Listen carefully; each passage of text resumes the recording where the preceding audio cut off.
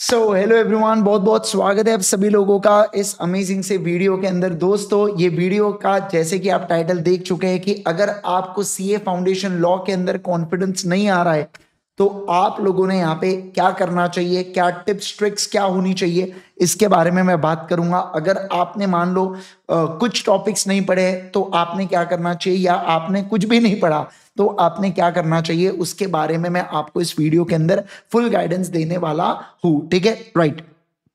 सबसे पहले उन बच्चों के बारे में बात करते हैं बेटा जिन्होंने पूरा पूरा कंटेंट पढ़ लिया है, पर आपको ऐसा फील हो रहा है कि आपको कॉन्फिडेंस नहीं आ रहा। आप क्वेश्चंस को लिखने बैठते हैं तो आपको एक दो प्रोविजंस रिकलेक्ट नहीं होते, या आपको ये समझ नहीं आ रहा है कि मैं स्टार्ट कहाँ से करूँ अपना आंसर। आपको अगर ये दिक्कत है तो मैं आपको बता दूं, एग्जाम के पहले देखो, अगर आप कोई भी टॉपिक को ऐसा याद करने की कोशिश करोगे, चलो कंपनीज एक्ट का पेज नंबर 1 में क्या लिखा है, तो अपने को कभी याद नहीं आने वाला है। मैं आपको ऑनेस्टली बता रहा हूँ, क्योंकि अभी एग्जाम बहुत नजदीक है, तो 20 दिन ही बचे हुए एग्जाम को। तो ऐसे इसमें क्या होता है कि ऑलरेडी माइंड के ऊपर बहुत प्रेशर है, आप दिन में मल्टीपल सब्जेक्ट्स को पढ़ते हो, तो आपको ऐसा याद आना नहीं और आपको करना भी नहीं है याद। कभी ऐसी हरकतें मत करना जिससे आप अननेसेसरी खुद को परेशान कर रहे हो। आपने क्या करना चाहिए सर, हमने आपने बेटा कुछ नहीं, बुक आप देखो, आराम से बुक से पढ़ के रिवाइज करो अपना जो आपने पढ़ा हुआ है। आप अपने समझिए बात को, आपको खुद को कॉन्फिडेंस देना है। आप ये समय खुद को जबरदस्ती टेस्टिंग मोड पे मत चले जाइए कि अब मैं टेस्ट करता हूं। ये सब चीजें 1.5-2 महीने पहले करना पड़ता है एग्जाम के, अगर पढ़ाई चालू कर दी हो तो ऐसे इसमें इसलिए आपको एक बात ध्यान रखनी है, कॉन्फिडेंस को तोड़ता है। कभी ऐसा मत करना। हाँ, आप क्वेश्चंस को पढ़ोगे तो क्वेश्चंस को पढ़ के रिकलेक्ट करने की कोशिश करो कि इसका आंसर क्या क्या होना चाहिए, फिर आंसर से टैली करो। 100% मैच नहीं होगा, एक दो चीजें छूट रही होंगी, पक्की बात है, छूटना भी चाहिए, तभी तो प्रैक्टिस कर रहे हैं। 100% चीजें मैच हो रही होंगी तो फिर प्रैक्टिस क्यों करते? तो इसलिए ये बहुत आम बात है कि आपको एक दो चीजें रिकलेक्ट नहीं हो रही, एक आधा टॉपिक आपको रिवीजन में याद नहीं आया, बहुत चलता है। पर उस बात को इतना मत लेके बैठ जाना कि अरे लगता है मुझे पूरा टॉपिक ही नहीं आता, चलो पूरा कंपनीज एक्ट, चलो पूरा पार्टनरशिप है, चलो पूरा इंडियन कॉन्ट्रैक्ट एक्ट फिर से पढ़ता हूं। ऐसा आपने नहीं करना है बिल्कुल भी। मैं आपको एक बात बता दूं, राइट। तो आप लोग जबरदस्ती का टेंशन ले रहे हैं, सब कुछ आपने पढ़ा हुआ है, आप बस खुद के ऊपर भरोसा रखिए कि मुझे सब कुछ आता है, और हौले हौले जैसा आपने प्लान किया है वैसा रिविजन चलने दीजिए, राइट। ओके, अगला। अब मैं बात करूंगा उन लोगों के बारे में बेटा जिन्होंने कुछ पढ़ा है बट उनके कुछ टॉपिक रह गए हैं। जैसे बच्चे पूछते हैं कि सर मैंने इंडियन कॉन्ट्रैक्ट एक्ट मेरा रह गया है सॉरी, मेरा इंडियन कॉन्ट्रैक्ट एक्ट रह गया है, या मेरा एलएलपी छूट गया है, मैंने आईआरएफ नहीं किया, तो मैं क्या करूं? तो देखिए, मैं आपको एक बात बताऊं, मैंने अभी कुछ दिन पहले एबीसी एनालिसिस करके डाला था, इसी चैनल के ऊपर आपको दिख जाएगा एबीसी एनालिसिस। चाहे तो उस वीडियो का मैं लिंक कमेंट सेक्शन के अंदर पिन कर दूंगा, तो आप उस वीडियो में देखिएगा। मैंने जिन भी टॉपिक्स को ए कैटेगरी के अंदर डाल रखा हो, कोशिश करो कि जो टॉपिक आपके छूट रहे हैं, एग्जांपल के लिए कंपनीज एक्ट छूट रहे हो, तो आप वो ए टॉपिक, ए कैटेगरी वाले टॉपिक पढ़ के चले जाओ पहला। फिर अगर ए हो गए तो आप कोशिश करना उसी टॉपिक के बी कैटेगरी वाले भी पढ़ लो, और फिर सी लगे तो छोड़ दिया तो चल जाएगा, कोई ये नहीं। फिर उतनी थोड़ी बहुत कैलकुलेटेड रिस्क आपको लेके चलना पड़ेगा बेटा, ठीक है ना। यस, तो आप ये चीज कर सकते हो, और बाकी आप अपना रिवाइज करते रहिए। और इसके अलावा इन वाले बच्चों के लिए एक और सजेशन जो मैं आपको इनके साथ ही देता हूं, ऐसे भी कोई हो सकते हैं जिन्होंने सर लॉ अभी तक पढ़ा ही नहीं, या उनको बहुत ही ज्यादा कॉन्फिडेंस टूटा हुआ है, उनको कुछ लॉ आता ही नहीं। कई बार होता है ऐसा, आते हैं बच्चे कि वो अकाउंट पसंद आता है, कर लेते हैं, लॉ मतलब इकोनॉमिक्स और मैथ्स भी कर लेते हैं, बट उनका लॉ कुछ भी नहीं हुआ है। अब 20 दिन बचे हुए हैं सर, तो लॉ में क्या किया जाए? तो देखो, मैं आपको एक चीज बता रहा हूं, ध्यान दीजिए। आप बस अभी इस पे फोकस करो कि किसी भी तरीके से मैं अपनी एकदम मतलब 20 दिन में मैं अपना बेस्ट दूंगा, और बेस्ट देने के बाद मैं कोशिश करूंगा क्या करने की, अच्छे मार्क्स लाने की। बेस्ट से बेस्ट अपने को कोशिश करना है। ये मत सोच लो कि मुझे एग्जैक्ट 40 आने चाहिए, ठीक है ना। ऐसा कुछ नेगेटिव नेगेटिव वगैरह सोचो मत। पहली बात तो अभी बता दे रहा हूं मैं आपको कि आप कुछ सोचो मैं फेल होने वाला हूं, मैं ये करना, कुछ मत सोचो।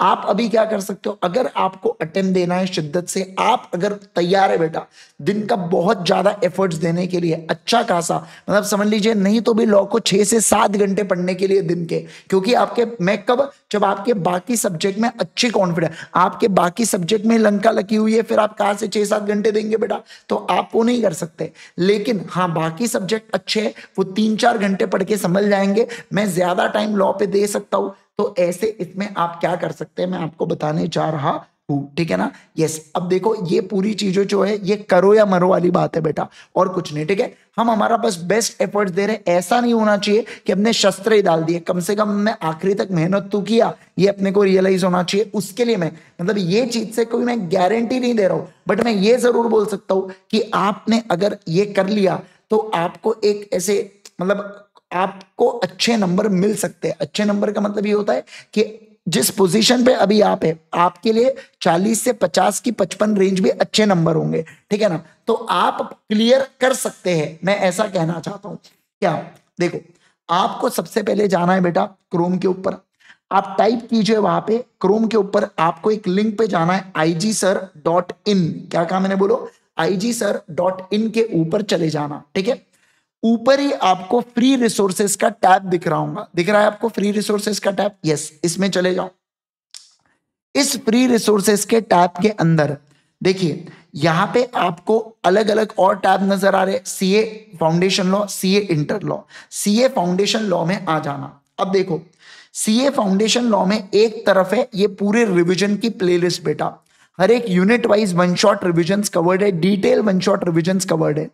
इसके अंदर आप क्या करेंगे मैं बता रहा हूं आपको। सबसे पहले आप कंपनीज एक्ट देखेंगे, फिर आप पार्टनरशिप एक्ट देखेंगे और तुरंत में एलएलपी देख के कंप्लीट कर लेंगे, ठीक है, हो गया इतना। फिर इंडियन कॉन्ट्रैक्ट एक्ट का आप इंडियन कॉन्ट्रैक्ट एक्ट को देखेंगे, फिर सोगा को देखना और नेगोशिएबल, नेगोशिएबल आप पहले भी देख सकते हो, और आखिरी में आईआरएफ को कवर करना, ठीक है। अब ध्यान दो यहां पे, सुन लो बात को। इसके साथ साथ अगर आपको पास समय आपको बनता है, आप 2x पे आपको अच्छी जानकारी मिल सकती है, तो आप क्या कर सकते हैं, इस क्वेश्चन एंड आंसर्स के सेशन को देख सकते हैं। देखो हो सकता है आपको राइटिंग जमती हो या आपको नहीं जमती हो। अगर आपको, अब समझना बात को, ध्यान देना, आप इसको देखेंगे साथ साथ में आपको बहुत अटेंशन से ध्यान देना होगा, क्योंकि आपको भी नहीं पता इसके बाद आप रिवीजन कर पाओगे कि नहीं कर पाओगे, तो बहुत शिद्दत से आपको पढ़ना होगा, ठीक है। आप पढ़ेंगे साथ साथ में सेल्फ भी पढ़ते हुए चलना। जैसे मान लो आपने 15 मिनट का रिवीजन वीडियो देखा, उससे समझा उतना पॉइंट सेल्फ कवर किया, फिर आगे बढ़े, फिर और पढ़ा। मतलब ऐसा समझो आपका कि आपका रोज का एक एक दनादन दनादन क्या होगा, कंप्लीट होते हुए चलेगा। किसी दिन छोटे लेक्चर रहे तो 2 निपटा देना वहां पे, ठीक है ना। यस, और क्यूएनए को तो कुछ नहीं है, बस आपको समझना है, 2x पे लगा के फटाफट फटाफट समझना है आपको, ठीक है। Yes, okay. और उसके बाद कोई भी एक, ये देखो आरटीपी के 4 लेक्चर या नीचे वाले आरटीपी के 3 लेक्चर दिख रहे हैं आपको, ठीक है ना। तो ये सितंबर 24 के जो 3 लेक्चर है आरटीपी के, वो देख लेना। इसमें मैंने राइटिंग प्रैक्टिस करा के, मतलब आंसर को कैसे लिखा जाता है वो करवा के मैंने क्या किया हो बेटा आपको बताया हो यहाँ पे। तो एक आपको कैसे आंसर लिखना है इसकी आइडिया आ जाएंगी। मतलब आप एग्जाम के लिए एक बेयर मिनिमम जो होता है उतनी प्रिपरेशन आपकी हो सकती है, पर वही है आपको बेस्ट एफर्ट्स देना पड़ेगा। मैं आपको ये बता रहा हूं, यू हैव टू गिव, कम से कम आपको 6 से 7 घंटे लॉ में देना पड़ेगा।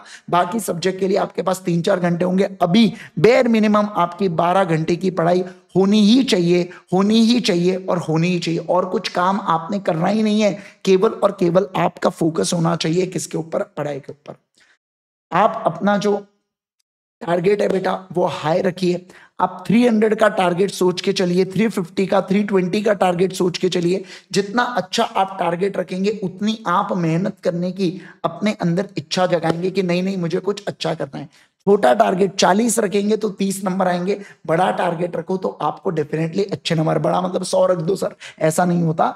प्रॉपर टारगेट जो आपको लगता है कि आपके प्रिपरेशन के हिसाब से आ सकते हैं वो आपने रखना है, ठीक है ना। यस, आपने मुझे कमेंट करके बताना है कि आपने कितने मार्क्स का टारगेट रखा है, डेफिनेटली कमेंट कीजिएगा। वैसे भी देखो पर्सनली कोई एक पर्सन दूसरे पर्सन को जानते नहीं, पर जब आप कमेंट करते हैं ना, आप कॉन्शियसली और सबकॉन्शियसली आपके माइंड को बता रहे हैं कि देखो मैंने ये टारगेट सेट करके रखा है। अगर आप चीजों को माइंड में सोच के रखे, हाँ ठीक है टारगेट है भाई कोच, ये नहीं, लेकिन जब आप 2 से 3 सेंसेस को आप मिक्स करके अपना टारगेट लिख रहे, तो आप खुद को, आप समझिए आप एकदम प्लेज ले रहे कि यार मुझे किसी भी हालत में इसको अचीव करना है। देखो मैं आपको एक बात बताऊं क्या, ये 20 दिन में आप अपना बेस्ट एफर्ट्स दे दीजिए बेटा, मैं लिटरली कह रहा हूं आपसे, आप अपना बेस्ट एफर्ट्स दे दीजिए।